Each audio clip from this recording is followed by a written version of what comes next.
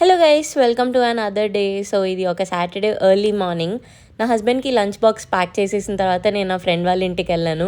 Because తనకు ఒక tiny human being పుట్టిందనమాట. And దాంతో ఆడుకోవడం కోసం అని వెళ్తే మార్నింగ్ నుంచి ఈవినింగ్ దాకా ఆడుకున్న తర్వాత వాళ్ళు ఈవినింగ్ చిలుకూరు వెళ్దామన్నారు. సో నేను మధ్యలో కొబ్బరి బొండం నీళ్ళు తీసుకొని and I took her on to my lab. ఇలా చిన్న చిన్న క్యూట్ హ్యాండ్ జెస్చర్స్ చేస్తుంటే నాకు చాలా క్యూట్ అనిపించింది. అండ్ సో మేము చిలుకూరికి రీచ్ అయిపోయామన్నమాట. ఈవినింగ్ టైం వెళ్ళాం కాబట్టి తక్కువ జనాలు ఉన్నారు. దర్శనం చాలా అంటే చాలా బాగా జరిగింది అండ్ చాలా క్విక్గా అయిపోయింది.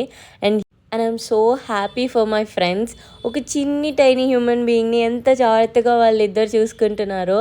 ఆబ్వియస్లీ చిలుకూరు అంటే షాపింగ్ కదా, సో నేను కొంచెం ఇయర్ రింగ్స్ చూద్దామని చూశాను. చాలా తక్కువ కలెక్షన్ ఉన్నాయి యాక్చువల్లీ. నేను లాస్ట్ టైం వెళ్ళినప్పుడు there were a lot of different models అనమాట.